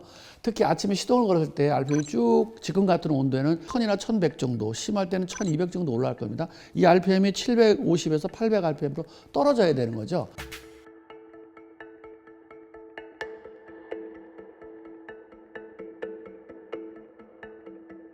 바늘이 그대로 서 있어야 되는 거잖아요. 근데 오르락내리락 하면 엔진에 문제가 있다라고 보는데 이 원인은 연료 인젝터의 문제, 점화 코일의 문제, 플러그의 문제, 밸브 헤드의 밸브 샘의 문제, 아니면 흡기 쪽에 공기가 누설되는 문제, 이런 분들이 있기 때문에 안 좋은 거고요. 공기량을 제어하는 장치 IS 밸브라든가 스로틀 밸브 자체가 문제가 있다라고도 보지만 어떤 시스템 자체가 제어가 어떤 부분에서 문제가 생겼다, 심각하다 이렇게 보기 때문에 공전 상태에서 RPM이 오르락내리락 하는 건 그래도 뭐 작은 고장이라고 보지만 만약에 주행 중에 RPM이 오르락내리락 한다는 게 굉장히 심각한 거죠, 사실은요. 심할 때는 시동도 꺼질 수 있는 상황이고 기계적이거나 전자적으로나 비중이 꽤나 크다 이렇게 보기 때문에 빨리 정비업체 가서 진단을 받으셔야 되겠죠.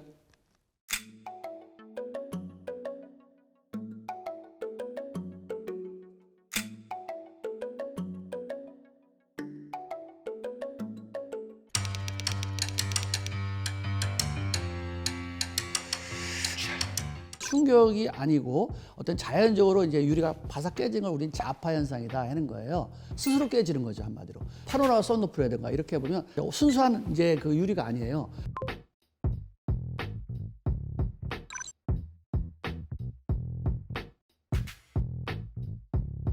창문에 보게 되면 색을 넣어요, 색을.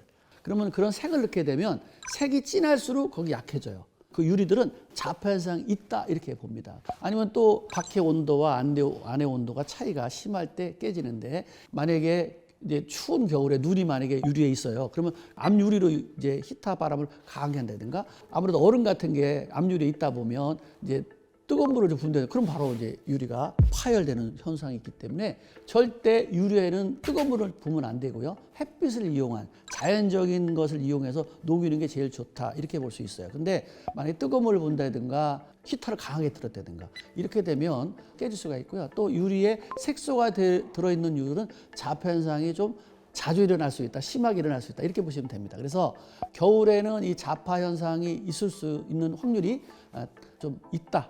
가쪽 테두리에 그 부분이 제일 약하기 때문에 그쪽에 눈이라든가 이런 거 물었을 때는 절대 그쪽에 뜨거운 물이라든가 좀 미직진한 물도 거기는 조심해야 된다 이렇게 생각합니다.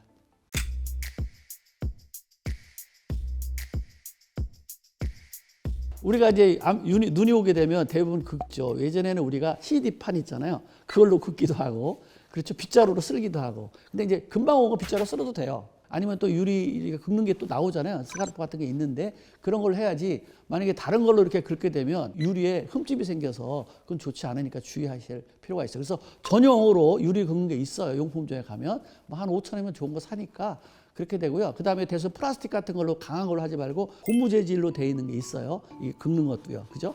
그런 걸로 사용하시는 게 좋습니다.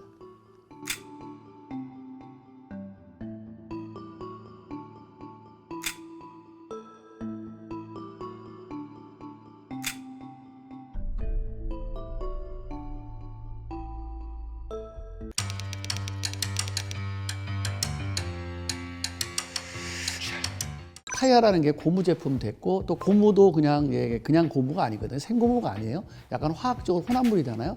그런데 산소가 만나면 약간의 고무라는 게 딱딱해지기도 하고 산화가 되기 시작합니다. 자, 그래서 갖다 타이어 끼면 새 거니까 좋은 거 아니냐라고 하지만 사실은 새 거라고 좋은 건 아니고 약간 어째 단단함이 생겨야 되잖아요. 흔히 말하는 음식으로 하는 숙성이 돼야 된다. 역시 고무 제품도 약간 숙성이 돼야 된다. 이런 말을 합니다. 그래서 보통 한 3개월, 한 6개월 정도 된 다음에 끼는 것이 숙성도가 좋고 그래서 고무 재질도 단단해서 타이어 마모율도 적다. 이렇게 이제 공학적으로 한 얘기고요. 사실은 우리가 타이어 수명을 보게 되면 보통 5년 넘어가면 안 좋다 이렇게 되는 거잖아요.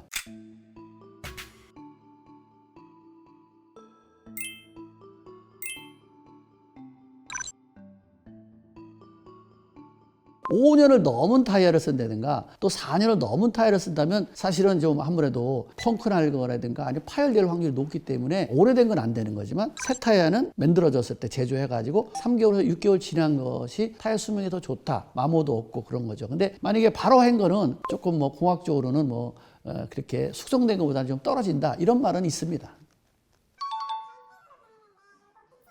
갈색으로 변한 건 갈변 현상이라고 하거든요. 어떤 색깔이 주변의 환경에 따라서 색깔이 좀 변하는 걸 갈변 현상이라고 해요. 근데 고무하고 또 환경, 산소하고 만나면 약간의 색깔이 변하는 거예요. 그럼 우리는 갈변 현상이라고 생기는데 색깔이 갈변 현상이 자연스러운 현상이기 때문에 괜찮습니다. 근데 5년이 넘는 타이어하고 갈변 현상이 심하다. 그럼 타이어가 파열될 확률이 있잖아요. 그건 좀 피하는 게 좋겠죠.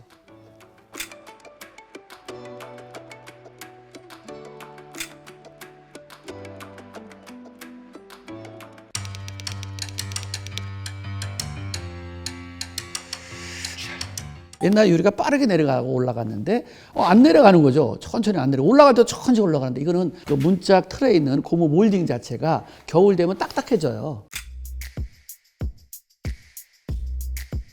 그리고 또 문을 꽝꽝 닫잖아요. 그러면 약간의 변형이 생겨요. 특히 운전석이 많이 그러잖아요. 운전석은 아무래도 사람이 타고 내리는 게 많기 때문에 이렇게 하다 보면 살살 닫히고 다 열어야 되는데 꽝 닫는 경우가 대부분 많잖아요. 충격이 있잖아요. 그러다 보면 약간의 뒤틀려요. 무게가 있거든요. 딱딱해지고 변형이 되니까 당연히 유리가 늦게 올라가고 늦게 내려가는 경우가 생기죠. 그러면 이제 이거를 할 수 있는 방법은 사람들이 예전에 오일 같은 거 바르고 그랬거든요. 뭐 W40 같은 거 뿌리면 좀 나아지는 거죠. 왜냐면 저항이 좀 작아지니까 나은 것 같지만 실제로는 근본적인 원인 해결되는 게 아니고요. 몰딩을 갈아야 된다. 이렇게 보고요.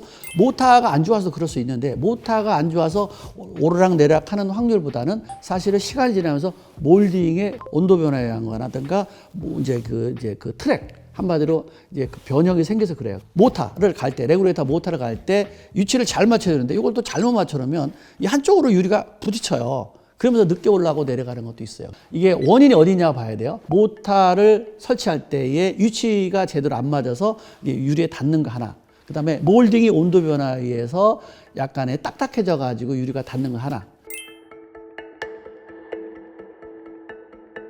그 다음에 이제 그 문짝이 뒤틀려서 이제 요게 이제 한마디로 좀 거기에 걸리는 유리 하나. 그래서 이제 그런 거 할 때는 유리를 이렇게 눌러가면서 볼 필요는 있죠. 또 하나는 어디가 있냐면 배선의 문제.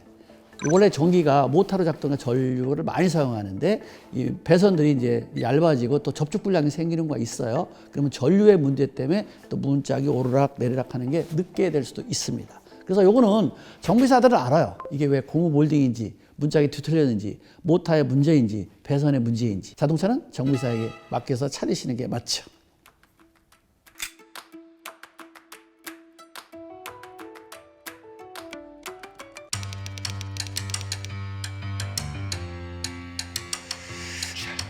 그건 뭐 엔진 종류에 따라 다르죠. 가솔린 자동차 같은 건 점화 장치 문제가 있다든가 아니면 점화 플러그가 간격이 넓어졌다는 얘기가 된 거고요. 압축에 또 문제가 있을 수 있고요. 또 아니면 연료 인젝터에 이제 뭐 한마디로 불균일이 있는 거죠. 연료가 각도라든가 무화 상태라든가 아니면 양이 맞아야 되는데 그런 것이 잘 안 될 때 이제 되는 거고요. 또 온도 센서 같은 경우라든가 불량이면 시동이 좀 잘 안 걸리고 늦게 걸리는 수가 있어요. 유압 밸브에 문제 있을 때는 이제 많이 늦게 걸리는 경우가 좀 있습니다. 그래서 이제 그쪽에 엔진 내부에 문제가 있는 것이고요. 그 다음에 디젤차 같은 경우는 가열 불하고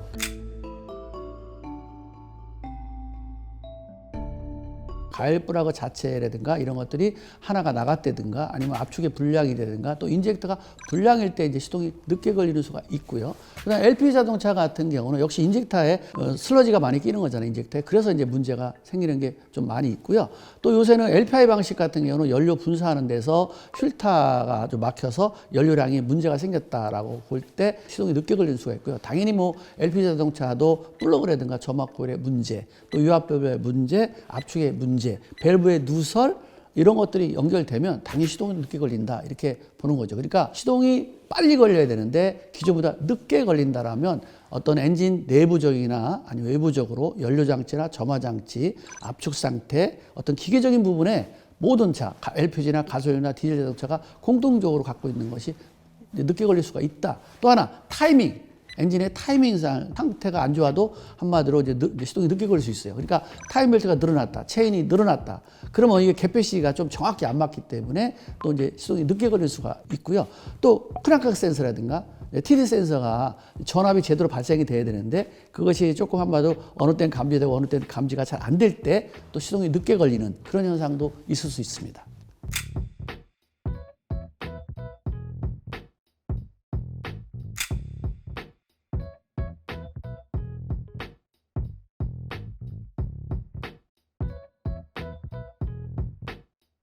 그런데 이제 그만큼 시동이 안 걸리고 늦게 걸리는 현상은 요새 차는 적은데, 만약 그런 현상이 발생됐다면 이게 기계적인 거냐 전기적인 거냐 아니면 뭐 제어 쪽이냐, 이거를 이제 정비사나 누군가 진단을 해서 원인을 찾아서 수리하는 게 맞죠.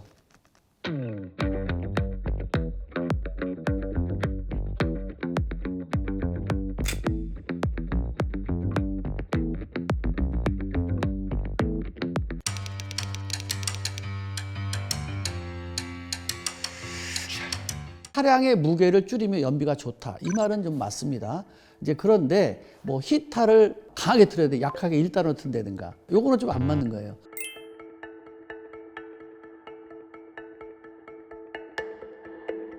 또 에어컨을 예를 들어서 1단으로 트는 게 연비가 좋은 거 맞죠? 공학적으로. 근데 아주 미세하다는 거죠. 강하게 틀은 다음에 시원하게 한 다음에 떨어뜨리는 게 맞는 거잖아요. 근데 사실 따지면 합은 똑같은 거잖아요. 연비 차이가 많이 난다, 절대 아니고요. 어떤 사람은 라디오를 틀느냐 안 틀느냐에 따라서 트는 게 연비가 좋아요, 안 트는 게 연비가 좋아요. 라디오 트는 게 연비가 안 좋은 거 맞죠? 끄는 게 맞죠? 왜냐면 조금이라도 미리암페라도 따지면, 그건 공학적으로는 맞는데 사실은 실생활에서는 크게 도움은 안 돼요. 그러니까 추우면 따뜻하게 다니고요, 더우면 시원하게 다니시면 돼요. 우리가 급출발, 급제동, 그죠? 그런 거 안 하는 게 더 연비가 좋다. 그 다음에 아침에 워밍업 하는 게 더 연비가 좋다. 그 다음에 정기적으로 엔진 뭐 흡기 매뉴얼도 청소라든가, 또 플러그를 2만 킬로 또 10만 킬로마다 교환한다든가, DPF에 카본 낀 거 청소해 준다든가, 아니면 인젝터를 예를 들어서 몇 킬로 되면 청소해 준다든가, 산소 센서를 뭐 5만 킬로 넘어 교환해, 이게 더 연비가 효과가 있는 거지. 조금 뭐 무게를 좀 내렸다든가, 뭐 히터를 에어컨을 저단으로 틀었다 그래서 연비가 뭐 크게 차이 났다, 공학적으로 맞는데 실전에서는 사실을 느끼지 못할 거다, 이렇게 보기 때문에 차는 그냥 우리에 맞게 선택하는 거예요. 작동하고 싶은 거는 언제든지 작동하셔도 됩니다.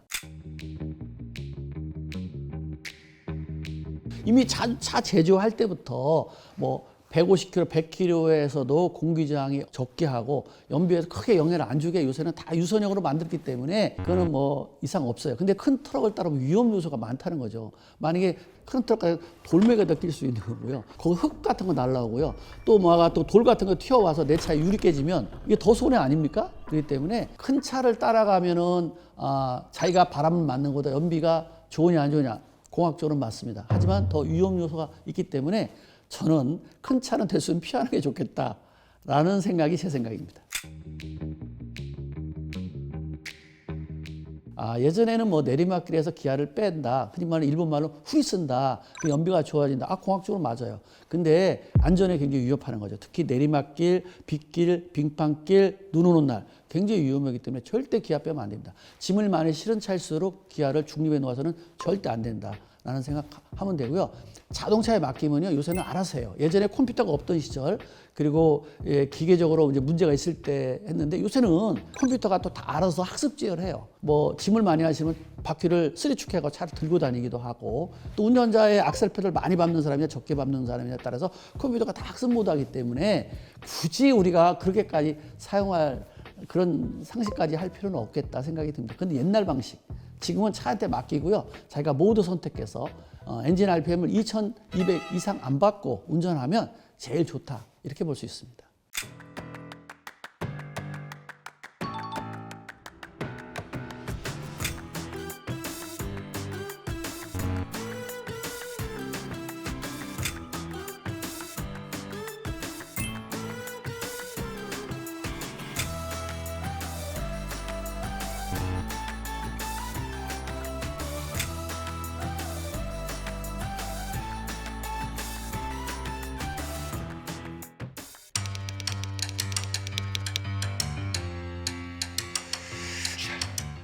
제가 이 답을 주게 되면 엔진오일 플러싱하는 정비사들한테 좋은 소리는 못 들을 거예요.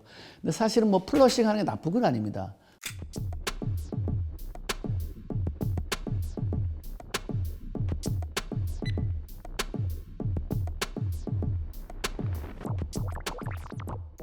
엔진 오일에 따라서, 엔진 종류에 따라서 오일 교환 시기를 빠르게 하느냐 늦게 하느냐, 또 제대로 제때 교환하지 않느냐에 따라서 엔진에 카본이 끼는 거죠, 내부적으로. 그렇게 되면 그 안에 찌꺼기들을 걸러내서 기계적인 정상 작동하는 플러싱은 사실 어떻게 보면 굉장히 바람직하고 좋은 겁니다. 근데 엔진오일 정상적인 때 교환하잖아요. 예를 들어서 10,000km 교환해라. 메이커에서 교환한 거. 또 15,000km 교환해라. 이걸 정확하게 지키고 전장상 오일을 교환했다면 사실 굳이 플러싱 할 일은 없죠. 5년 정도까지는 플러싱 할 일 없는 거고, 만약 5년이 지나서 아무래도 엔진이 이제 작동하게 되면 마모되고, 또 이제 블로바이 가스 나오게 되고, 또 오일 종류에 따라서 이런 것들이 이제 때 같은 거 끼잖아요. 그러면 이제 플러싱 하는 게 맞아요. 근데 엔진오일 정상적으로 교환하고 새 차인데 플러싱 한다. 이거는 뭐 제가 보면 굳이 하지 않아도 된다라고 보여요. 이 플러싱 하는 이 약품이 사실 약간의 좀 약효가 세잖아요. 약품의 약성이 강하면 가이드 고무라든가 니텐이라든가 영향을 줄 수도 있잖아요. 그래서 이 플러싱 하는 건 나쁜 건 아니지만 하려고 그러면 정상적으로 해야 되는 거죠. 오일은 뭐 찌꺼기 꼈을 때 플러싱 하고 그 안에 화학적인 거를 완전히 제거한 다음에 그 다음에 오일 한번 넣어서 다시 한번 운행을 해서 한 1,000km 정도 다시 빼버리고 다시 오일을 교체한다. 이거는 뭐 맞는 거라고 생각하는데, 뭐 플러싱하고 엔진오일만 교환했다. 이거는 좀 안 맞는 플러싱이다라는 생각을 하게 됩니다. 남자분들께서는 플러싱 하세요? 안 합니다. 저는 안 합니다. 하긴 합니다. 이제 저희도 하긴 하는데 그 안에 이제 너무 때가 많이 꼈어요. 그래도 엔진을 올분해하기는 좀 곤란한 것 같고, 그래도 엔진의 잡소리도 많이 나고 또 소음도 많이 나기 때문에 일단 플러싱을 해서 그 다음에 오일 교체 시기를 좀 당기고 어떤 부분에 있는 걸 수리한다. 이거는 하죠. 근데 만약에 약품으로 청소하고 그냥 오일만 집어넣는 그런 플러싱은 저희는 하지 않죠.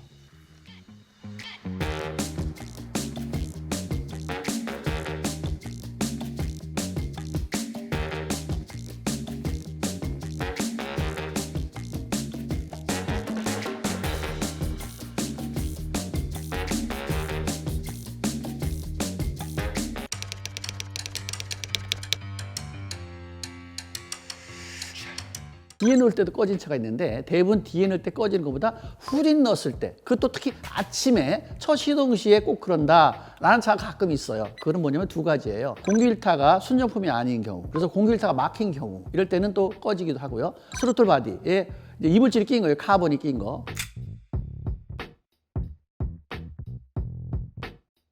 공기를 제하는 스로틀 바디라는데 거기에 이제 카본이 꼈거나 액추에이터 밸브가 문제 있거나 그럴 때는 이제 한마디로 시동이 꺼질 수가 있죠. 또 하나가 이제 어디가 문제 있냐면 댐퍼 클러치.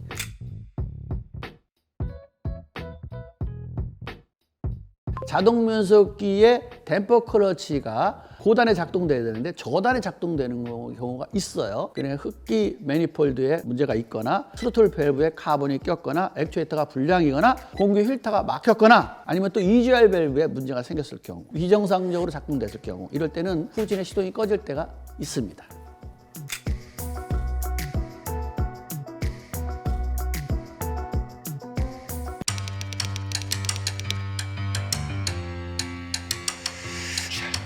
사회초년생한테 제일 좋은 차가 무슨 차냐 이렇게 보면 뭐 자기 여건에 맞아서 경제상에 맞춰서 알맞는 차 구하는 게 제일 좋은 거잖아요. 근데 내가 이게 정답입니다 이렇게 말할 수는 없어요. 그런데 이제 이런 건 있죠. 만약에 차를 선택을 하는 데 있어서 잘 몰랐을 때는 전기차나 하이브리드 자동차나 수소차는 좀 피하는 게 좋겠다. 어차피 고장 나면 비용도 많이 들어가고 시스템도 잘 모르니까 또 관리하는 방법도 알아야 되기 때문에 이건 나중에 내가 이제 환경이라든가 아니면 여러 가지 경제적인 걸 생각해서 하는 거고요. 디젤차는 역시 고장 나면 비용이 비싸기 때문에 좀 피하고요. 풀이라든가 이런 것들이 조금 좀 둔탁하니까 좀 피하고요. LPG차나 그다음에 가솔린차 사는 겁니다. LPG 충수가 가깝게 있고 뭐 이러면 LPG 경제적으로 가성비가 가장 좋은 차가 LPG이기 때문에 LPG 선택해도 좋아요. 근데 뭐 조그만 차는 아마 LPG가 없을 거예요. LPG차는 대부분 좀 큰 차가 있잖아요. 1,000만 원짜리 정도에서 구한다면 가능한데 그 이하는 좀 아마 LPG차는 구하기 좀 어려울 겁니다. 자, 제일 만만한 게 가솔린 차죠. 고장 나봐야 별거 아니고 아무 때나 고칠 수 있고, 그렇기 때문에 가솔린 차 쪽에서 키로수는 한 5만, 5, 6만 킬로 정도, 이 정도 선에서 보면 어떨까. 그리고 특히 옵션 같은 거 많이 있는 거 피한다. 에어백, ABS 브레이크 뭐 이 정도만 있다라고 하면 큰 부담 없지 않을까 이런 생각은 해봅니다.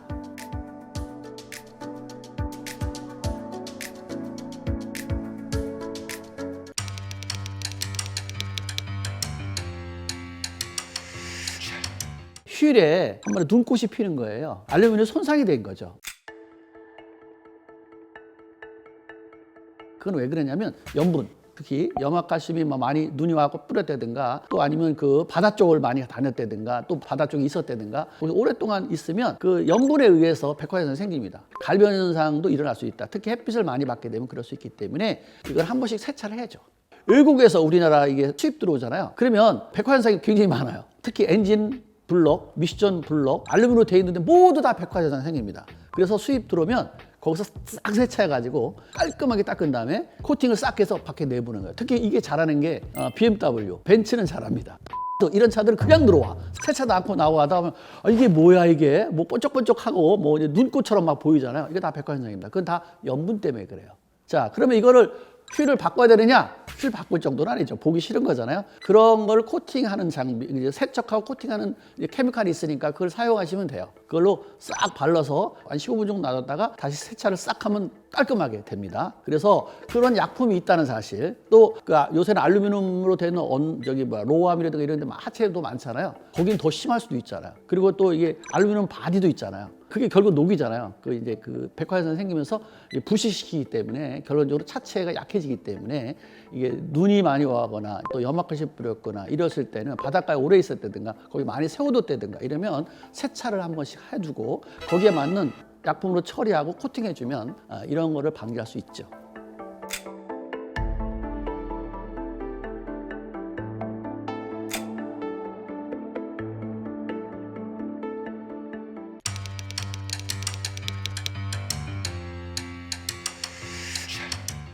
오일을 찍어오면 자동 변속기가 고장난 걸 알 수 있습니다. 약만 보는 것이 아니라 그 안에 색깔, 냄새, 이물질 이 세 가지를 볼 수 있습니다. 그래서 원래 자동 변속기 오일은 대부분 빨갛죠. 그 색깔이 원래 붉은 색깔 그대로 유지했으면 이상이 없는 거죠. 미션 내부도 이상이 없는 거고 슬립이 안 생긴다. 근데 만약에 갈색으로 변했다는 얘기는 일단은 슬립이 있다.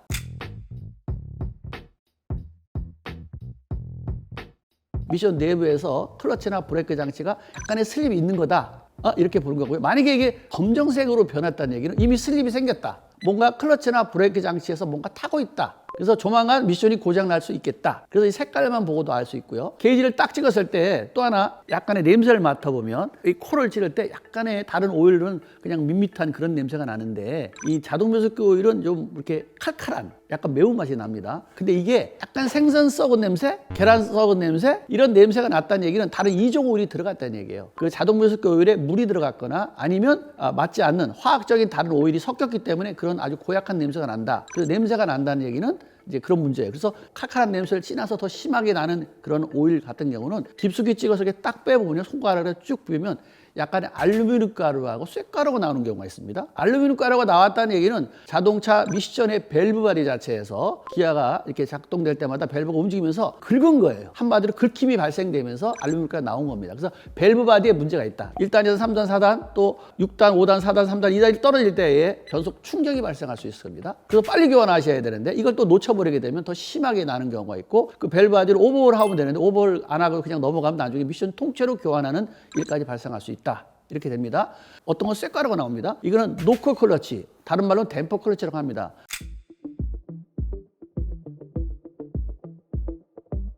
보통 이제 고단에서 요새는 뭐 2단 넘어가면 이제 댐퍼 클러치가 붙기 시작하는데 그 디스크가 다 마모돼서 이 디스크가 탄 거예요. 디스크를 타서 댐퍼 클러치하고 그 안에 내부 클러치 판끼리 붙는 거예요. 그러다 보면 쇠가 닳아요. 마모를 지나서 이제 쇠끼리 닿기 때문에 쇠가루가 나온 겁니다. 그래서 쇠가루가 나왔다는 건 토크 컨버터 안에 내부에 있는 그 댐퍼 클러치가 문제가 있는 것이고 그건 토크 컨버터 통째로 교환해야 됩니다. 그걸 교환하는 미션을 내려야 돼요. 그래서 어떤 오일이든 간에 원래 색깔, 그다음에 냄새, 그다음에 이물질 이 세 가지 꼭 보는 거예요. 브레이크 오일도 마찬가지예요. 브레이크 오일도 예를 들어서 찍어보면 이물질이 나오는 차가 있어요. 그러면 이미 마사 실난 물론이고 그다음에 ABS 모듈레이트에서 그런 문제가 발생됐다. 조만간 브레이크가 안 들 수도 있겠다. 이런 것처럼 우리가 그 오일 종류는 모두 어떤 오일이든 간에 이 세 가지를 같이 보는 것이 표준이다. 이렇게 볼 수 있습니다. 오일을 또 너무 많이 넣어도 거품이 납니다. 근데 오일은 정상 넣는데 거품이 났다. 그거는 이제 시스템에 문제가 있는 거죠. 유압계통에 거품이 없어야 되는데 그래야 유압 전달이 잘 되는 거잖아요. 동력 전달이 잘 되는데 거품이 생겼다는 유압 전달에 공기가 찼다는 얘기가 되고 유압 전달이 잘 안 되게 되는 거죠. 그러면 밸브 바디라든가 오일 펌프라든가 이런 쪽에 문제가 있다라고 보는 거니까 시스템 자체에 그래서 이상이 있다 이렇게 보시면 됩니다.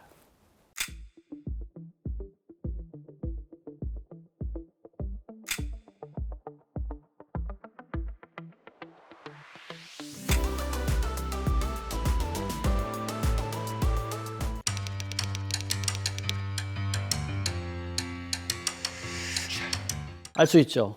오일의 종류가 뭐 엔진 오일, 미신 오일, 브레이크 오일, 또 차동기 오일, 또 부동액도 있고요. 그런 오일들이 색깔이 다 다릅니다. 그래서 또 가솔린이냐 디젤이냐 LPG에 따라서 이제 엔진 내 오일 색깔은 다 다르게 보이죠. 예를 들어서 뭐 엔진 오일 같은 경우는 원래가 약간 노란색, 약간 엷은 갈색 이렇게 돼 있죠. 약간의 뭐 붉은색 계통이 있어요. 엔진 오일은. 이 엔진 오일이 이제 가솔린 같은 경우 그 색깔 대부분 그대로 유지하고 있다가 약간의 갈색으로 좀 변합니다. 엷은 갈색. 만약에 검정색으로 변했다면 엔진 상태가 아주 안 좋은 거고요. 대부분 엔진 상태가 좋은 거는 사실은 그냥 처음에 엔진 오일 부었던 약간 노란 계통과 붉은 색깔이 섞여 있는 이게 제일 좋은 거죠. 근데 이 디젤차 같은 경우는 대부분에 한번 교환하면 다 검해요. 색깔도 검해요. 그래서 대부분 디젤차는 까맣다, 엔진 오일이. 또 냄새도 달라요, 냄새. 약간의 밋밋한 그런 가솔 오일 종류가 이렇게 있는 거예요. 이제 디젤차 같은 약간의 좀 뭔가 좀 진한 그런 탄 느낌 같은 그런 오일을 보고도 알 수 있죠. 그래서 색깔과 냄새로도 알 수 있는 것이고요. 파워 스티어링 오일 같은 건 빨갛습니다. 거의 붉은 계통이죠. 우리 사람 피 색깔하고 좀 비슷해요. 그다음에 자동 변속기 오일도 빨갛습니다. 파워 스티어링 오일이나 자동 변속기나 거의 똑같죠. 그래서 이제 파워 스티어링 오일을 자동 변속기에 넣으면 안 되지만 자동 변속기 오일을 파워 스티어링에 넣어도 상관없습니다. 왜? 그 성능이 자동 변속기 오일이 파워 스티어링보다 성능이 좋은 거예요. 이제 점도수는 거의 같습니다. 그래서 이제 빨간 계통의 오일이다 그러면 미션 오일이 새는 거구나, 파워 스티어링이 새는 거구나 이렇게 알 수 있어요. 그 다음에 이제 노란 색깔이 보인다든가 이런 색깔이면 약간의 좀 뭔가 독한 냄새가 나요. 그건 브레이크 오일입니다. 근데 브레이크 오일은 거의 새는 게 거의 없죠. 이제 브레이크 오일이 이제 평상시 정상보다 줄면 라인이 그만큼 마모됐다 이렇게 보는 거고요. 또 그 브레이크 오일이 성능이 이제 문제가 있거나 거기에 수분이 섞이게 되게 되면 약간의 이제 색깔이 변합니다. 약간의 노란 색깔에서 아니면 또 붉은 색깔도 있어요. 이제 연분홍 색깔도 있는데 그 색깔이 약간의 엷은 갈색, 그다음에 진한 갈색일수록 안 좋은 거죠. 만약에 진한 갈색이나 검정색으로 만약에 변했다라는 얘기는 거기 수분이 많이 있다는 얘기고 그 이물질이 있다는 얘기예요. 그렇게 되면 ABS 모듈레이터까지 고장나기 때문에 브레이크도 잘 안 들을 수도 있고 차종에 따라 다르겠지만 보통 100만에서 200, 300 이렇게 들어갈 수 있다. 그래서 브레이크 오일 같은 경우에 색깔 변하는 거에 대해서 잘 보셔야 되고요. 또 브레이크 오일은 수분을 흡수하는 능력이 있기 때문에 계절별로 잘 교환해야 돼요. 그다음에 차동기 오일은 약간 노란 색깔이죠. 약간 푸른 색깔이 들어있으면서 노란 색깔. 점도가 높죠. 뭐 또 보통 75에서 85, 95까지 있기 때문에 요거는 이제 이제 사실은 이것도 2년에 4만 킬로 정도 한번 좀 교환해야 돼요. 근데 이것도 약간의 검정색으로나 갈색으로 변했다는 얘기는 그 장치가 역시 문제가 있다고 봐야 돼요. 그래서 색깔은 고유의 색깔이 있어야 되는 거죠. 그래서 이제 그런 색깔이 떨어지면 앞쪽 트랜스퍼 있는 데 새고 자륜구동 같은 경우는 이제 그 뒤쪽에 후륜에 있는 거니까 그쪽에서 오일이 그런 색깔이 변하면 확인할 수 있는 거고요.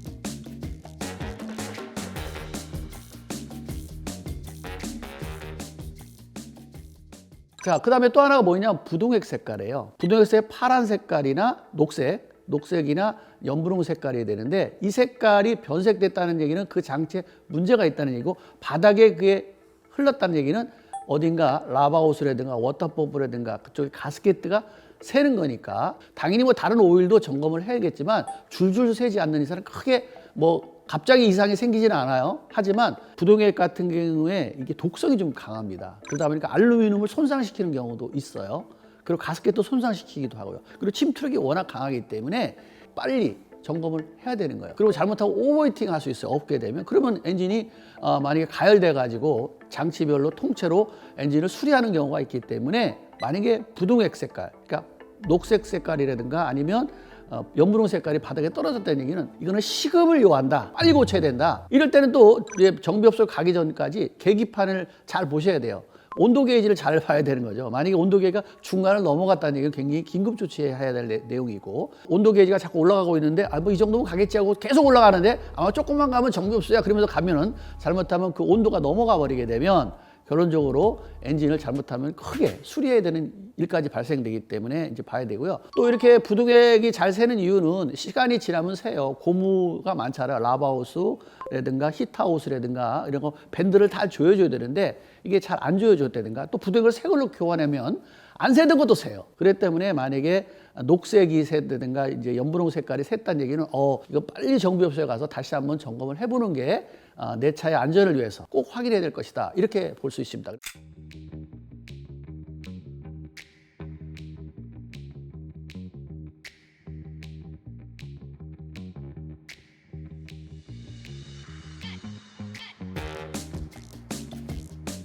차 바닥에서 떨어져 있는 오일, 바닥에 쬐끔 이렇게 있는 것도 문제는 있는 거지만 닦아야 되고 뭔가 좀 지저분한 게 많아졌다는 얘기는 정비업소에 꼭 가셔서 전체적인 점검을 한번 해볼 필요가 있다가 봐요. 밴드 하나 아니면 뭐 가스켓 하나만 갈아도 될 건데 그걸 안 하기 때문에 이런 문제가 생기는 거예요. 또 5년 전 차는 대부분 이게 새는 확률이 없겠지만 대부분 5년 넘은 차들이 또 많이 샌다. 특히 엔진오일, 미션오일, 브레이크오일, 또 뭐 차동교일, 파워스티어링 오일, 이건 냉각수 이런 것들이 대부분 어디에서 많이 이렇게 누유되는 거 보냐면 지금 현재 겨울, 추울 때. 왜 그러냐면요.